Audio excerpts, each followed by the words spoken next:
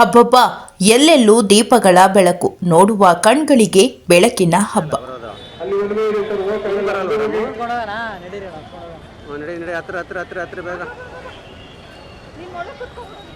ನಾಡಹಬ್ಬ ದಸರಾ ಪ್ರಯುಕ್ತ ಸಾಂಸ್ಕೃತಿಕ ನಗರಿ ಮೈಸೂರು ವಿದ್ಯುತ್ ದೀಪಗಳಿಂದ ಜಗಮಗಿಸುತ್ತಿದೆ. ನಗರದ ಎಲ್ಲ ರಸ್ತೆಗಳು ಹಾಗೂ ವೃತ್ತಗಳಲ್ಲಿ ವಿದ್ಯುತ್ ದೀಪಗಳು ಬೆಳಗಲು ಪ್ರಾರಂಭಿಸಿದ್ದು ಪ್ರತಿಯೊಬ್ಬರ ಕಣ್ಮನ ಸೆಳೆಯುತ್ತಿದೆ.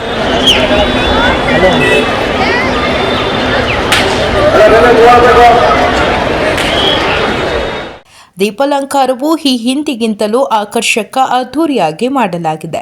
ಈ ಬಾರಿ ಹೊಸ ವಿನ್ಯಾಸದೊಂದಿಗೆ ಸುರಕ್ಷತೆಗೆ ಹೆಚ್ಚಿನ ಒತ್ತು ನೀಡಲಾಗಿದೆ.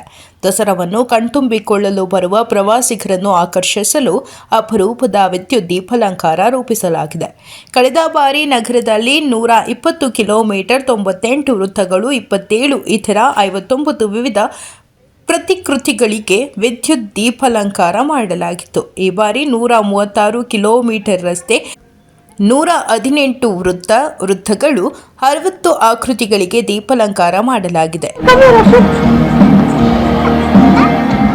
ಜಂಬೂ ಸವಾರಿ ಮೆರವಣಿಗೆ ಸಾಗುವ ರಾಜಮಾರ್ಗದಲ್ಲಿ ಆಕರ್ಷಕ ದೀಪಾಲಂಕಾರ ಮಾಡಲಾಗಿದೆ. ಮೈಸೂರಿನ ಹೃದಯ ಭಾಗದ ಪ್ರಮುಖ ವೃತ್ತ ಸೇರಿದಂತೆ ವಿವಿಧ ಬಡಾವಣೆಗಳಲ್ಲಿರುವ 118 ವೃತ್ತಗಳಿಗೂ ಬೆಳಗುವ ವಿದ್ಯುತ್ ದೀಪಗಳ ಮೂಲಕ ಅಲಂಕಾರ ಮಾಡಲಾಗಿದೆ.